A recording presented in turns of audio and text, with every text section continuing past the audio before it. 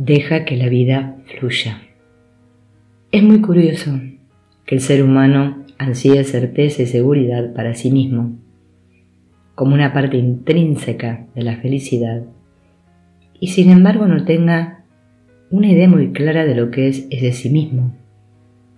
Este sí mismo o mí mismo no es más que una identificación de la mente con su autoimagen, imagen que, a su vez, solo es un sumario de los recuerdos y acontecimientos del pasado. Lo que llamamos individuo es este sumario censurado y editado. El humano se preocupa más del pasado que del presente, y la felicidad futura a la que aspira está íntimamente relacionada con la certeza y la seguridad basadas en el pasado. Lo que ocurre la mayor parte del tiempo es que el condicionamiento de lo convencional es tan fuerte que casi borra la espontaneidad. El ser humano teme confiar en el funcionamiento espontáneo del que está dotado de forma natural, el cual se bloquea cuando se restringe su funcionamiento natural al esforzarse por comprenderlo en términos de técnicas convencionales. Los pensamientos e incluso los deseos surgen en la mente de la persona común y también en la mente del sabio, porque recibir lo que se le ofrece está en la naturaleza de la mente. Pero aquí acaba la semejanza. Mientras la persona común se implica en ellos, tratando de aferrarlos y sujetarlos, o bien de rechazarlos, el sabio no los persigue. El sabio los abandona. La cuestión es que cualquier intento por evitar que surjan los pensamientos, además de la futilidad del esfuerzo y la frustración resultantes, hace que se produzca un conflicto al provocar una dicotomía entre la mente que trata de parar y la mente que se resiste. Los pensamientos surgen a causa del condicionamiento constante que tiene lugar y las impresiones o improntas que por tanto se crean. Tratar de borrarlas consciente y deliberadamente es como lavar sangre con sangre. La cuestión es simple. Los pensamientos surgen, pero, al carecer de sustancia, se desvanecen con toda rapidez si no se los acepta y se les persigue como si fueran una realidad efectiva. Cualquier esfuerzo positivo por controlar la mente o soltarla de uno mismo solo consigue fortalecer el ego.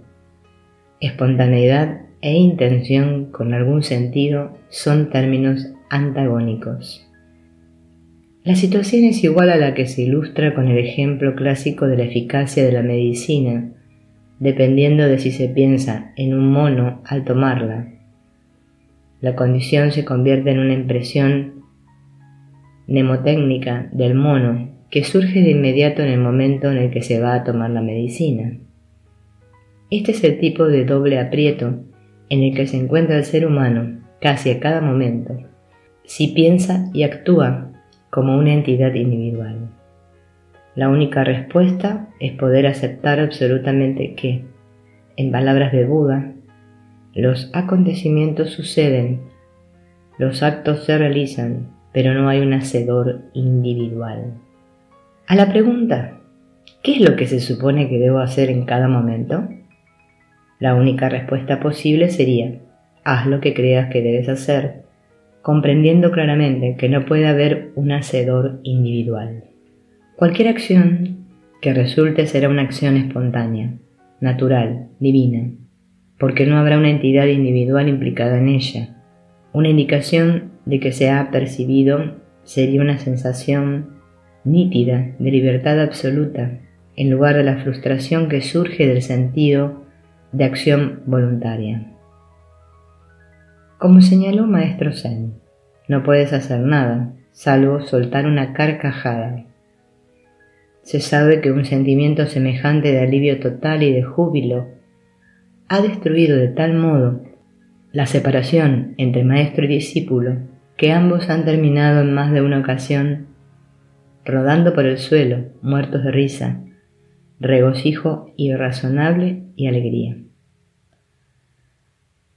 Lo que sucede en esas ocasiones es que los muros de la prisión del dualismo se derrumban de repente y uno se ve a sí mismo en un mundo completamente diferente, con la comprensión súbita de que todo lo que ha estado sucediendo ha sido un acto espontáneo y no una acción voluntaria, en el que la acción voluntaria personal era tan solo una ilusión. Es como si uno hubiera estado en la corriente de la vida, siendo arrastrado por ella, y el esfuerzo aparente de estar intentando nadar contra la corriente fuera completamente inútil e innecesario. En otras palabras, el dualismo entre yo y el otro, entre el observador y lo observado, entre el buscador y la búsqueda, desaparece al uno darse cuenta de que ambas cosas son objetos que están siendo vividos en el juego onírico, que es el vivir. Todo lo que hay es un pensar, hacer, experimentar, sin que haya un hacedor individual realizando ninguna de esas acciones. Todo dualismo es ilusión, toda acción es espontánea y toda acción voluntaria es una ilusión. Una vez que esto se comprende claramente, se deja de buscar la solución perfecta. Ver lo ilusorio de la acción voluntaria o voluntad propia hace que cada acción se convierta con toda precisión en lo que ha de suceder según la voluntad de Dios. De la misma manera, también queda claro que no es necesario ningún esfuerzo específico por medio de disciplinas o prácticas, artilugios, como por ejemplo la repetición de fórmulas, pensamientos, palabras o acciones, para ver algo que siempre estuvo ahí. La filosofía del Tao considera todo esfuerzo por realizar el Tao como ponerle patas a una serpiente, porque todo es Tao. La prueba final de que se ha comprendido cabalmente la verdad es la desaparición de todas las preguntas y las dudas. Todo concepto y pensamiento sobre la verdad ha desaparecido evidentemente porque uno se ha convertido en la verdad. Esto no tiene nada que ver con hablar de la verdad, con alguien que viene en busca de ayuda, e incluso en este caso hay una aceptación total de que no hay nadie hablando ni nadie escuchando. El hablar y el escuchar se han producido a través de dos instrumentos cuerpo-mente aparentemente separados. Es igual que un hombre que trabaja con ahínco, concentrado, cumpliendo sus deberes cotidianos, pero que no necesita en ningún momento durante ese periodo recordarse a sí mismo su nombre y el lugar en el que está. De modo similar, una vez que se conocen las reglas de un juego o de un deporte, el éxito depende casi totalmente del grado en el que esas reglas no entren en la mente durante el tiempo que dure. Por supuesto que el grado, hasta el que esto suceda en un caso en particular, dependerá evidentemente de lo que podríamos llamar el destino de ese organismo cuerpo-mente o de la voluntad de Dios. Hay que dejar que la comprensión fluya y florezca por sí misma, sin ninguna interferencia del intelecto. Desde luego, esto depende del destino del organismo cuerpo-mente del que se trate. Como diría Nisargadatta, suscitar persistente y constantemente problemas y dudas es como rascarse sin cesar en un sitio determinado hasta causar una picazón que al principio no había. El pez vive en el agua, pero no hace caso del agua. El ave vuela en el aire, pero no sabe nada del aire. El pez no se pregunta sobre la naturaleza del agua, ni el ave sobre la naturaleza del aire. Los conceptos de la enseñanza Vedanta son como la espina que se usa para eliminar la noción de deseo de seguridad material o incluso de autorrealización, que es una espina clavada en la piel. Y si la enseñanza se utiliza para buscar seguridad espiritual para el individuo, lo único que se consigue es reemplazar una espina por otra. La comprensión pura es todo. El darse cuenta es el fin, no el medio para lograr algo. Para buscar la vida hay que destruir el vivir. El uno debe morir. No acción significa estar en calma. La no acción desde el punto de vista de la seidad se articula en acción correcta en el plano fenoménico, lo que abarca desde la inacción hasta la acción violenta. No obstante, la mayoría de nuestras acciones vienen a ser lo que llamaríamos acciones incorrectas, en la medida en la que hacemos cosas innecesarias, aterrorizados ante la idea de no hacer nada, inacción, y obsesionados con la necesidad de hacer algo. Da la impresión de que somos totalmente inconscientes de las consecuencias de no hacer nada. Algo sucede. Lo cierto es que lo que consideramos acción es, muy a menudo, la reacción natural y biológica en el organismo cuerpo-mente, cuando uno de los sentidos entra en contacto con el objeto que le es propio. Por ejemplo, los ojos ven algo o los oídos oyen algo. En ese momento el ego reacciona ante esa reacción natural y se siente orgulloso o culpable y se considera el hacedor. La no acción es espontánea y por lo tanto correcta. En el caso de un sabio, el ego, vacío totalmente del sentido de un hacedor personal, no reacciona ante la reacción natural del organismo cuerpo-mente. De aquí que todas sus acciones sean acciones correctas, sean cuales sean las consecuencias según la ley cósmica. Las acciones correctas solo pueden ser espontáneas, el producto de la fracción de segundo que burla el fraude del tiempo. Quizá seríamos más precisos si dijéramos que la acción correcta es la acción adecuada y la acción incorrecta, innecesaria, es la acción inadecuada. Como dijo el escritor francés Antoine de Saint-Exupéry, la perfección se logra no cuando ya no hay nada más que añadir, sino cuando ya no hay nada más que quitar. Parece que el estar tan obsesionado con trabajar, hacer, es una debilidad humana, hasta el punto de que se toma como normal, y que todo el mundo debe ser visto haciendo algo todo el tiempo. La inacción se considera pereza, un vicio, pero es un hecho probado que, tal y como señala un psicólogo, al menos el 50% de las actividades que se realizan son completamente fútiles para nosotros, y lo más probable es que, en última instancia, sean consideradas superfluas 9 de cada 10. Es realmente cuestionable que sean fundamentalmente necesarias y mucho menos beneficiosas, más de un pequeño porcentaje.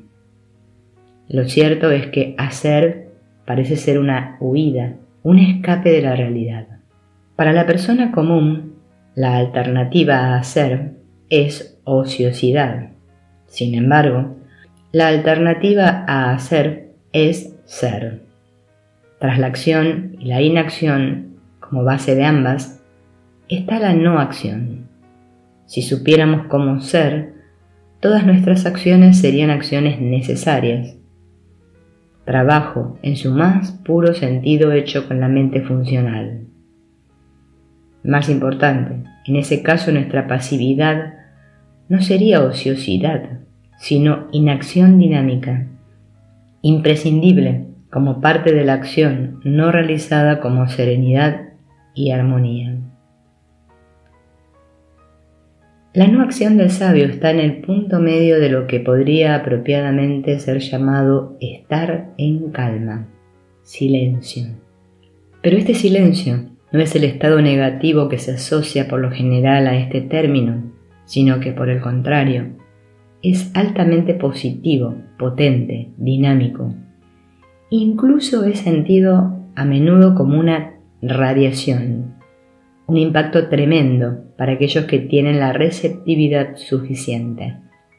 El Bhagavad Gita nos dice muchísimo sobre la naturaleza de la acción. 1. El mundo está encarcelado en su propia actividad, excepto cuando las acciones se realizan como culto a Dios. Por tanto, debes realizar cada acción como un sacramento y estar libre de todo apego a los resultados. 2. Tienes derecho a trabajar, pero solo en bien del trabajo. No tienes derecho a los frutos del trabajo. El deseo de los frutos del trabajo nunca debe ser tu motivo para trabajar. 3. Los que trabajan egoístamente por los resultados son miserables.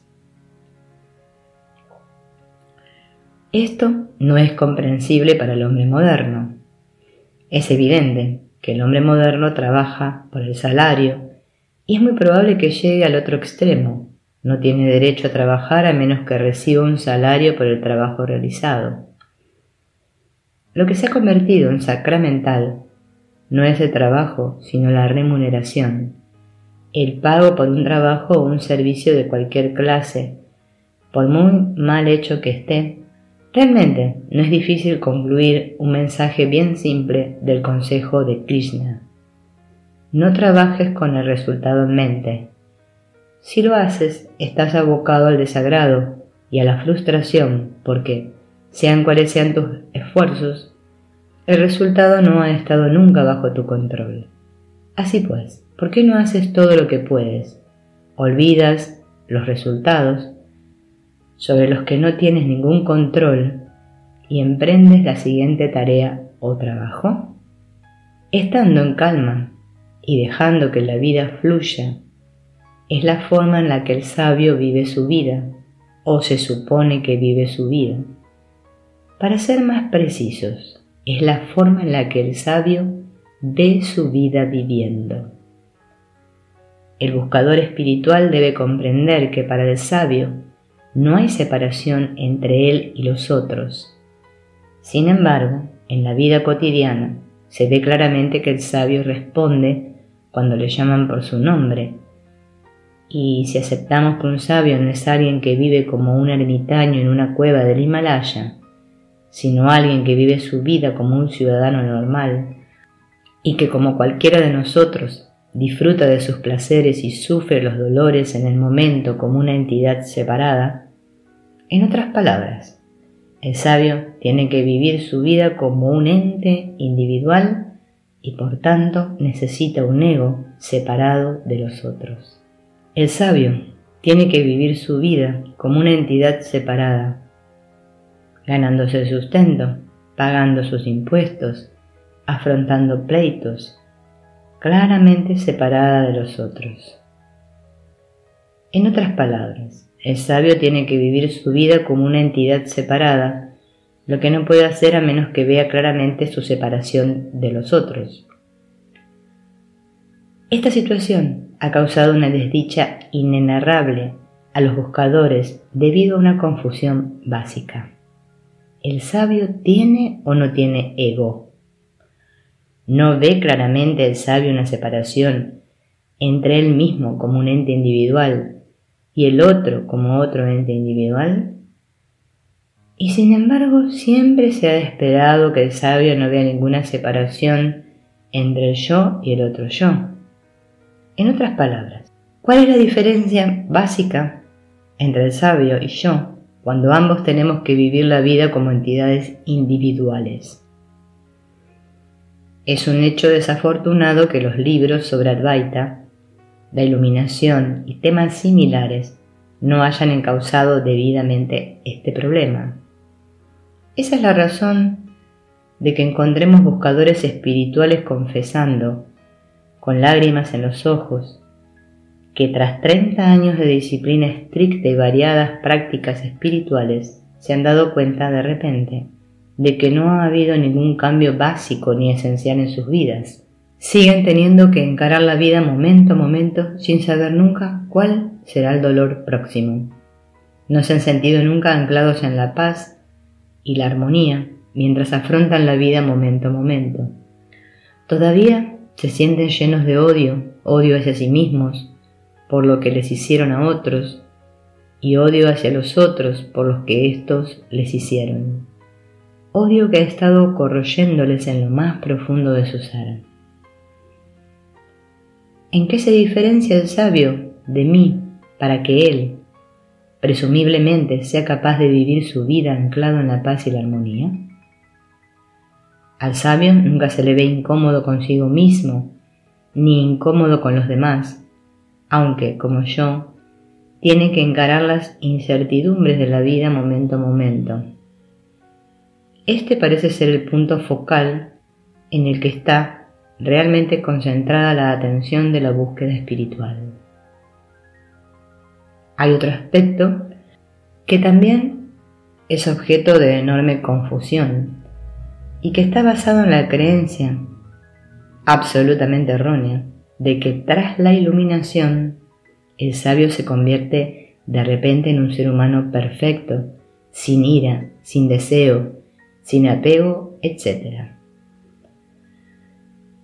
Esta creencia errónea es alimentada a fondo por la hipocresía de los falsos gurús que asumen el papel de seres humanos perfectos en su apariencia, expresiones y comportamiento en general, y que está en contraste artificioso con el comportamiento absolutamente natural del sabio genuino, que, por lo general, no se preocupa en absoluto de cómo le ve el mundo y que aprecia genuinamente el gran valor que posee el anonimato.